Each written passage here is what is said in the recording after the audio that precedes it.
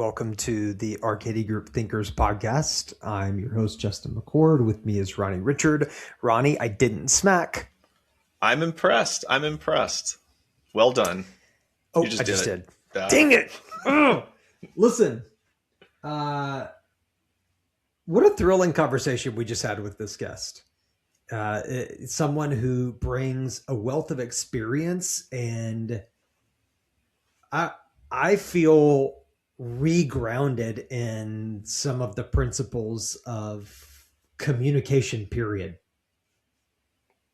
Honestly, yeah. I mean, so our guest today, Tom Ahern, calls himself a copywriter or a message nerd. And it almost took me back a little bit to college courses that I had when I started in journalism. Some of those like truly foundational pieces and aspects of writing that you sometimes take for granted and you don't think about how it works into the communications you do today. But Tom, it was really fascinating for him to kind of take us through his path of how he got started and how he got into the nonprofit space, and just some of those lessons he learned really about just how we communicate human to human.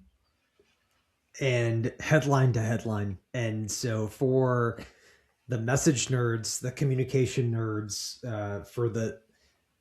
for everyone that listens, I saw you raise your hand. For everyone that listens or watches this that has to write in their career, this is an important conversation to listen to and to really dial in on how headlines matter. And it makes me think of even the simple principle of bottom line up front, the bluff method of communication. And so without any further delay or ellipses or em dashes, here is Tom Ahern on the Thinkers podcast. Tom, I want to start with a simple question out of the gate. Mm-hmm. What are your feelings on the EM dash today?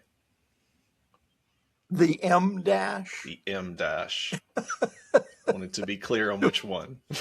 We're not, dear audience, we're not speaking about the N dash. We're speaking about the M dash. Correct. Much longer. I don't have feelings about it. I use it from time to time. Why that question, Ronnie? Okay, I'll frame it this way. With the growth of generative AI today and ChatGPT, everyone seems to think when they see an M dash that means it was written by AI. Lord, I hadn't heard that urban myth yet, and maybe it's not a myth. Maybe is that a true indicator? It's what a lot of people think now, and I will say from my perspective as a fellow writer, it drives me crazy. A lot of people think a lot of things, as we've discovered since social media took over the world, and they're not all.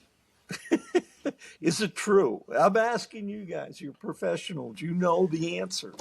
Is that a true indicator of AI? The M dash. I don't believe that it's true. I think that we look for reasons to either push a positive or negative perception of generative AI, and what may have started as one person's experience has become, a headline that others want to run with. And because we live in like an algorithmic state, it becomes easy, right, for that to be the case. That was left out of the Constitution, but it's true. In the United States, we live by an algorithm. We do. And it's Ronnie, I love that, even just as a starting point, because you have been my editor for years now, and the M dash and the ellipses are two of my favorite writing tools, and so for better or worse. Let me ask a question. So the people listening to this, we talked about that, directors of development and leadership. Mhm. So why would they give a flying pigeon about AI? It, we need to address their pain.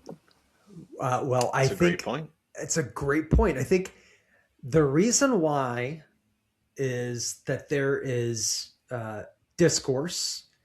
There are wars and rumors of wars.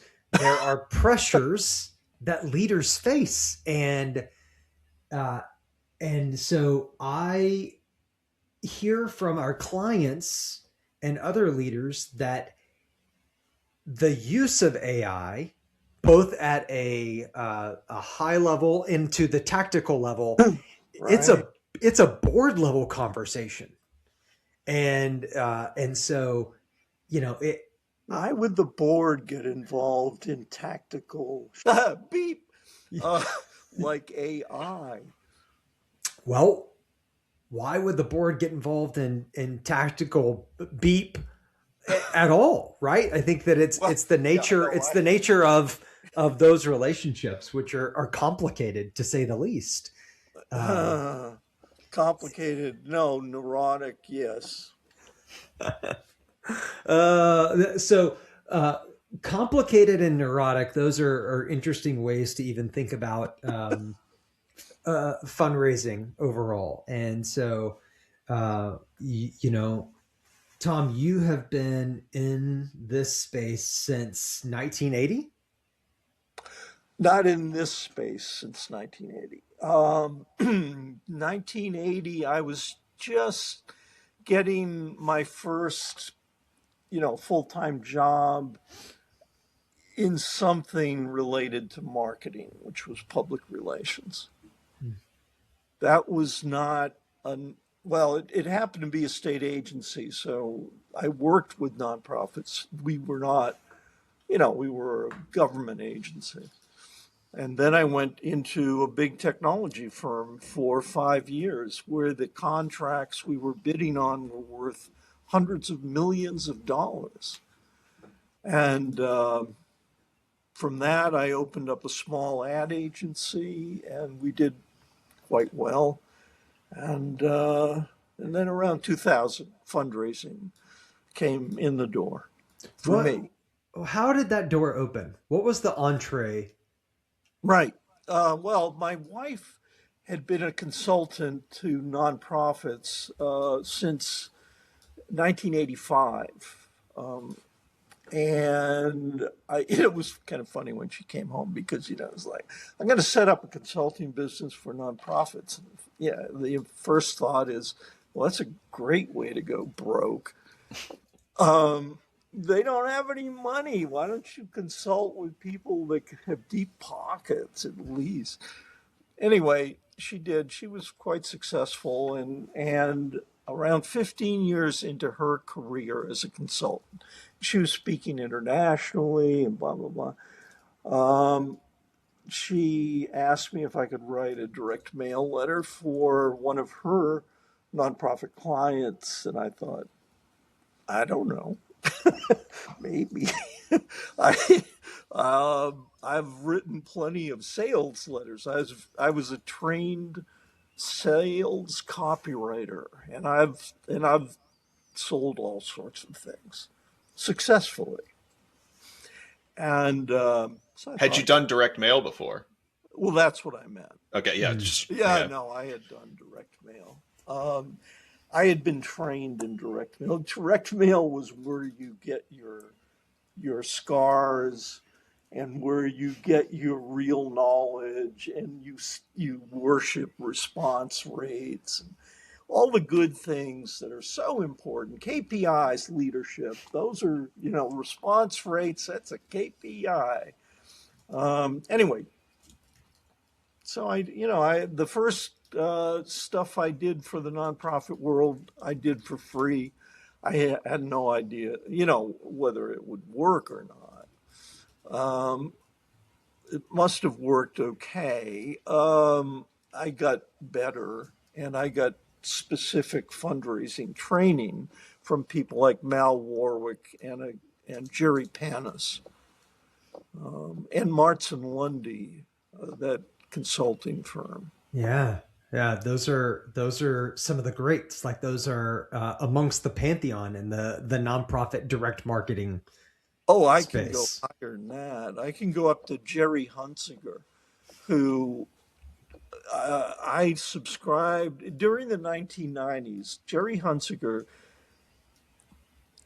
sold a monthly course in how to do direct mail Hmm. fundraising.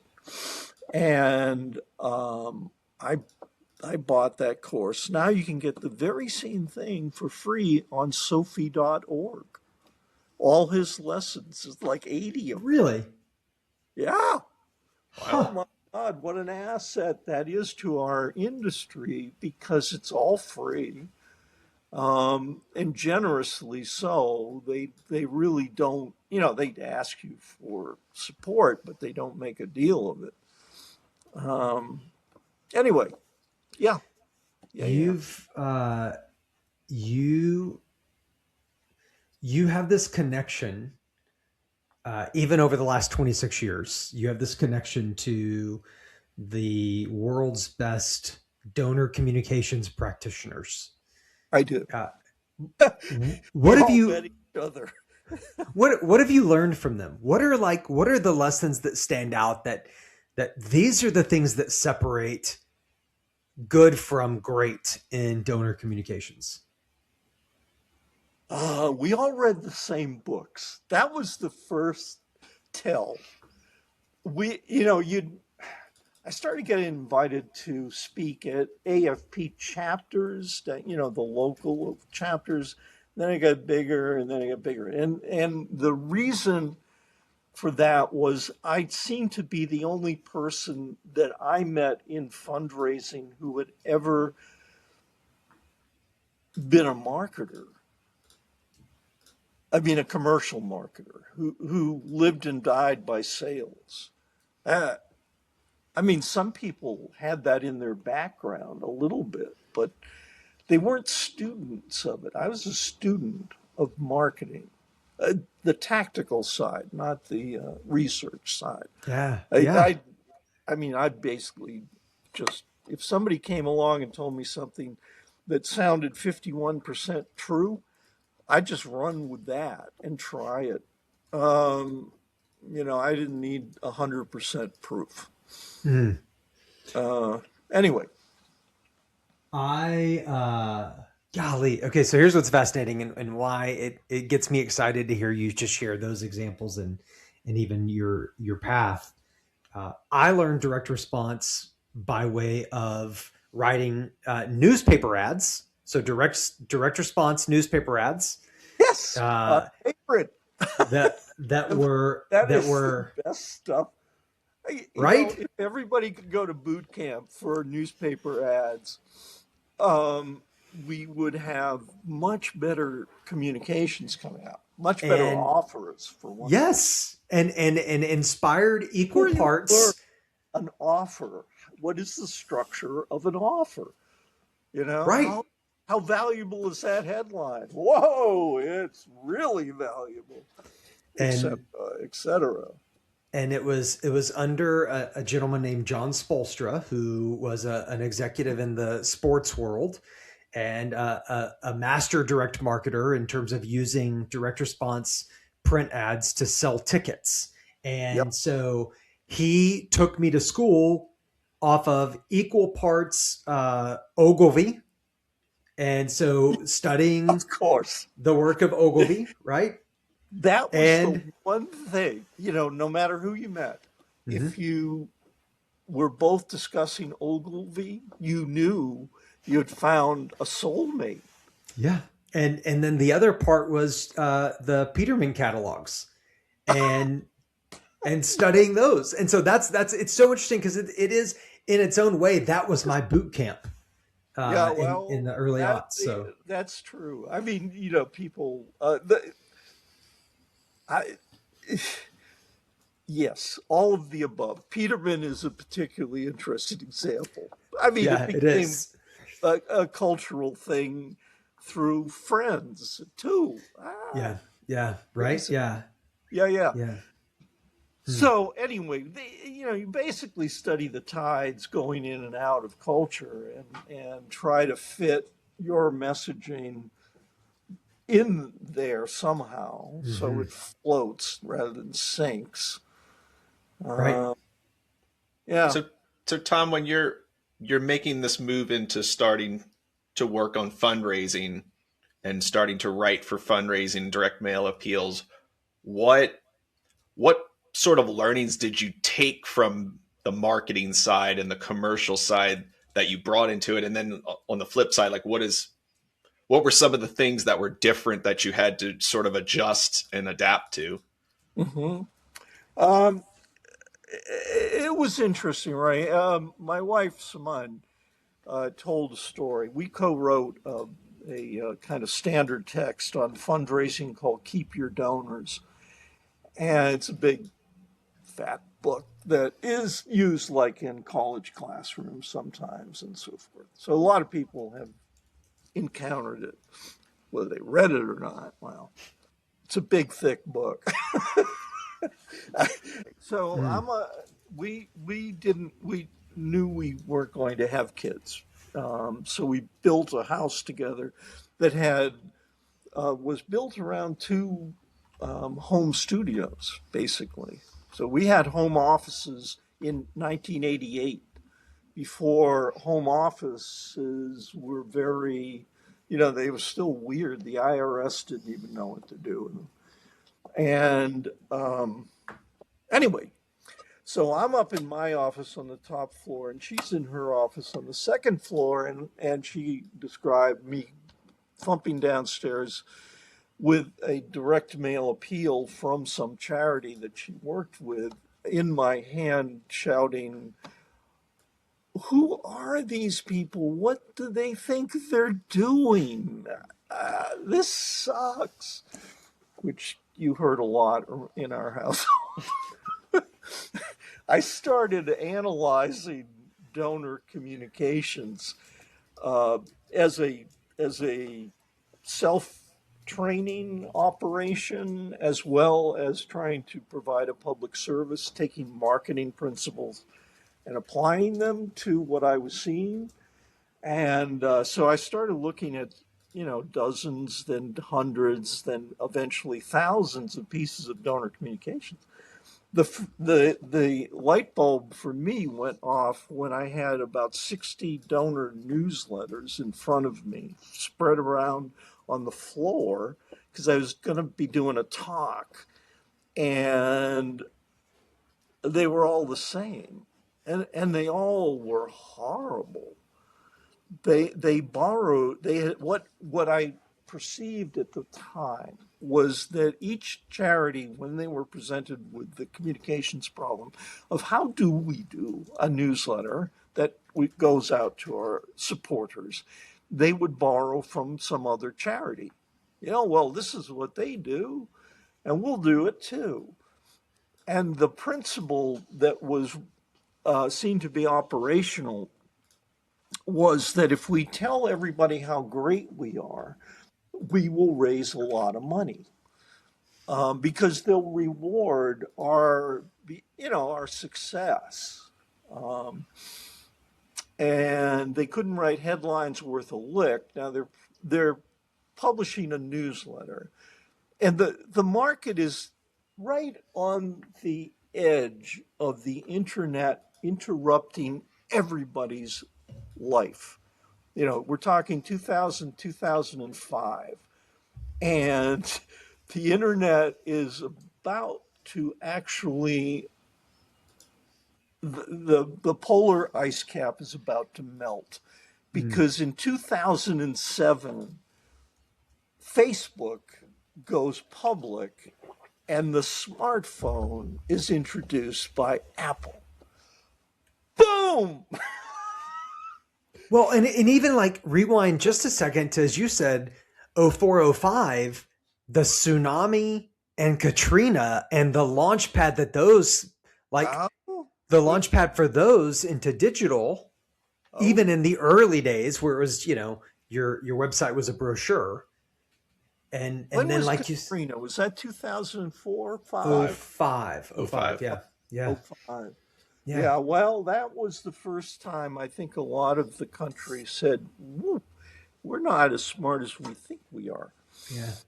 I remember that because I was working in minor league baseball at the time, and we had the Hmm. team that I was with. We had a pitcher who was from the New Orleans area. Ronnie's from the New Orleans area, and we had LED electronic outfield walls where you could display advertising, and we did a fundraiser to support this pitcher and nonprofit organizations that were going into Katrina. It's the first time I remember uh, using a URL in a strategic way in terms of what that looked like to drive response. In what Um, sense? Because Justin, I mean, yeah.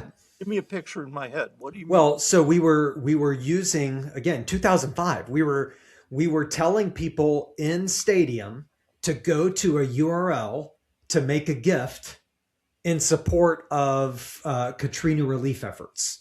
And prior to that, I don't remember using that in direct response. When we would refer to the print ads that I would do prior to that were far more call in Right, yeah. Okay, versus URL oriented. so we're in a transition period there where people are beginning to weave this into their behavior. And this they want to help. That's what happens with every natural disaster. Yeah, yeah. People, I mean, it was amazing to me at one point. I was down in, I don't know, Australia, I guess, and speaking to people who from the Red Cross from all over the Pacific basin, right? So Australia, Asia, blah blah, and they were talking about the response to the Haiti earthquake, Mm, and if Red Cross was money just poured into Red Cross from all over the world because of the Haiti earthquake being front page news, for such a long time. People really wanted to help. So they would find, the Red Cross. That was the top brand. So anyway, that was when whew, things started to get interesting on the digital side of mm. donor communications. What do you think has stayed the same in donor communications through these waves of uh, the launch and maturation of web and email and social media? What stayed the same in that 20-year period? Because it's easy to understand that channels are where things may be different, but There's what are the fundamentals, truisms? right? Yeah. Yeah. Yeah. Oh, that is a fascinating question because I, you try to simplify this for people. I do a lot of teaching, so you try to simplify and make it as easy as breathing. How do you do effective donor communications? Well, you only have two things to work with. Well, two and a half. You have words and you have images. Now, digital brings life to it, which is that half. So you have two and a half things to work with. And life, to use a shorthand for life, let's call it personality, right? So any attempt at communication, you I I believe it will penetrate most deeply if it has strong personality. Obviously strong and attractive rather than strong and repulsive. We're seeing more and more like uh going well beyond the line is now a new version of driving awareness and Oh, response. I mean, it's true. Like there is something to grabbing and shaking, right? To help, You don't you know. know. Yeah, right. I mean, it's the You same thing don't I know do until you try it. when I I mean, open my yeah. spice drawer and I take the salt out or the garlic salt and it's just compact. And so you gotta really get vigorous with it in order to get some air and some separation and to get a good dose out of it, so to speak. Um, Okay, Justin, so I'm waiting for you to land this metaphor because you you now have garlic salt in the listen, midst of our really. imagine Ronnie's life because I'm getting I straightening out the I'm world. confident he'll land this. Oh yeah, I go ahead. I see I the wheels come down, but yeah, wow, one of them just yeah. fell. Yeah. Things if things stay the same, Yes. then we get compact. You gotta you have to break things up or at least challenge the status quo. Now, how you do that, there are people that have scalpels and there are people that have machetes. I want to take us back to this moment. You have all the newsletters laid out on the ground, and you're looking at them, and you're having this moment where they're all the same. They're all copying off of each other. You've described donor communications as built to fail. Right. What are some? I think that was like a hint of it. Like what are some things that you see often? Some common mistakes, some things that too many organizations are relying on and making these mistakes. Well, before I start, Ronnie, let me just point out that we did a webinar for this in January, and the webinar itself takes an hour and a half just to explain the basic principles. And the question and answer, we run a what we call a all-you-can-eat question and answer. We bring in a guest expert, and that person will answer all your questions until the very end. Once that went 4 additional hours. Wow. We didn't. I apparently taught them nothing in the first hour and a half, presentation. They still had 4 hours of questions. In January for newsletters, they had only an hour and a half of questions. So let me point out, first of all, that if you don't have good headlines, you're absolutely, totally, ba ba ba ba ba ba, bleep bleep bleep bleep. So you have to learn how to write a good headline. That is the basic skill of news publications. That's it, and that's all I have to tell you. And you're bringing that to an audience of fundraisers. And they're going, I didn't go to journalism school.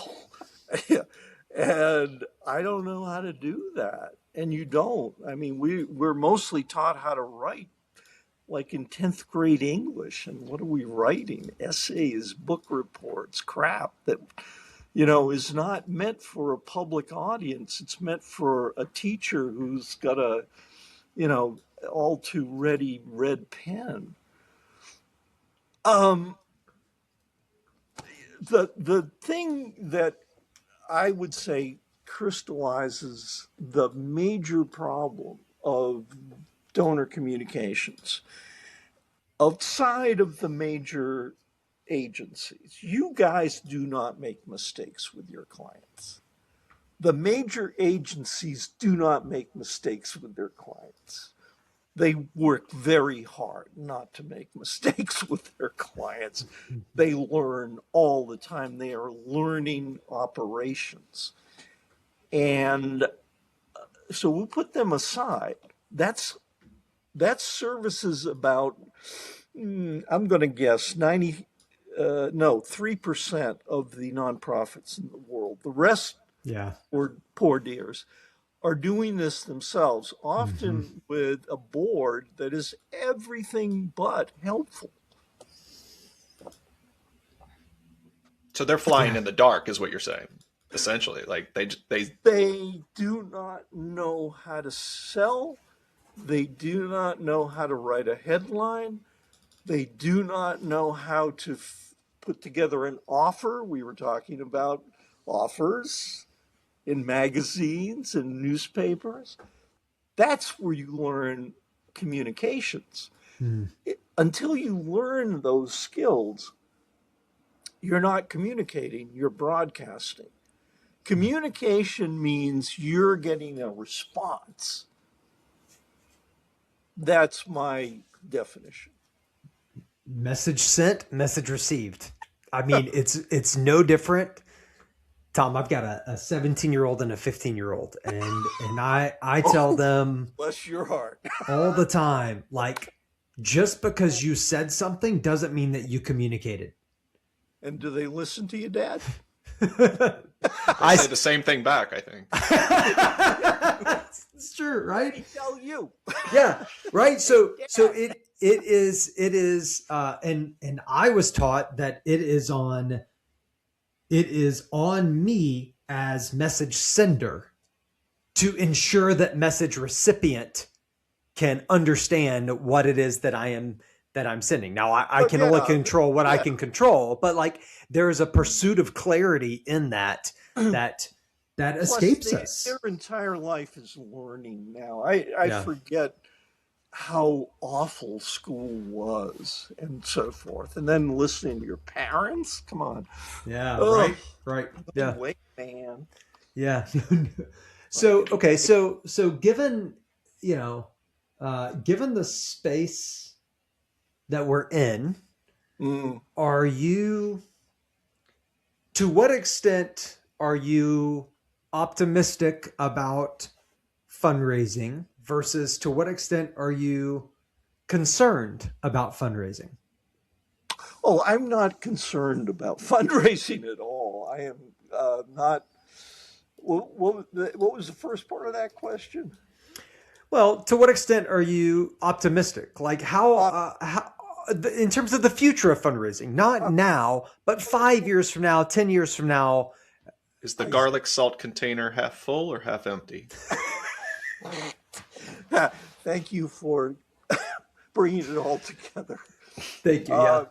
Ronnie,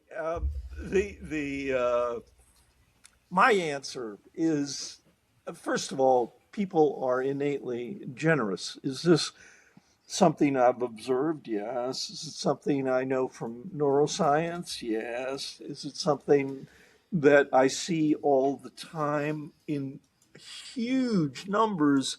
Yes. So I don't worry about maybe I'm not paying enough attention to the operative word here. Is fundraising in trouble? Well, if it continues in its merry ways, yeah. The thing I discovered when I had all those newsletters spread out was they don't know how to talk to their target audience. Your target audience is everything you have. That is your wealth. That's your gold. That's your treasure. You need to think about them a lot. And when you're doing communications, you're the avatar for that target audience. You're talking to yourself as a buyer, not as a seller. And I don't mean to make it seem more esoteric than it is. Basically, a couple of beers, and you can get to that sweet spot of believing you're the actual target audience. I do it all the time, pretty much every day. I am my own target audience. But if you don't think about your target audience, which is exactly what I was observing, all these newsletters, all the communications, the hundreds and thousands of things I looked at, the front of the parade of mistakes was that they wanted to tell you about their stuff, about their programs, for instance. And it's like, I don't care about your program. That's what insiders care about. Outsiders, and this is another thing that the nonprofit world just, they don't even talk about it, much less, insiders and outsiders, totally different language, Yeah. totally. And they're going, yeah, but I don't sound like that. And you're going, yeah, that's the point. It Yeah. doesn't sound like you, whoever Yep. that is. Yeah. It's, oh man, the more things change, the more they stay the same, Tom. Like the Human nature. This is human nature. it What did is. I forget which famous writer said it, but some smart ass back in the 1920s probably, that there's no human desire stronger than the need to edit somebody else's writing or however it goes. And we are all guilty. The best technology we have, the thing that separates us from the squirrels outside of my yard, is that we can write, we can talk, we can express, we can converse, all of these things. And the people who are good practitioners, that is, they raise enough money, they meet their goals, they are within parameters. Those people, like you, they don't make real mistakes. There's a lot of wisdom in that. There's a lot of wisdom, and it strikes me, Ronnie and I have lots of conversations of the place that we are, and the opportunity that we have, both through the format of this podcast, but then in our everyday work, that there are greats that have come before us, and then there are people who are coming behind us who expect us to carry forward important lessons, and to be able to hand off this torch of fundraising and the art of it to them. And I feel like, as a part of this conversation today, you have even reminded us of a couple of the important torches that we get to carry and have the responsibility to hand on to others. So, Hey, could you pass me that garlic salt?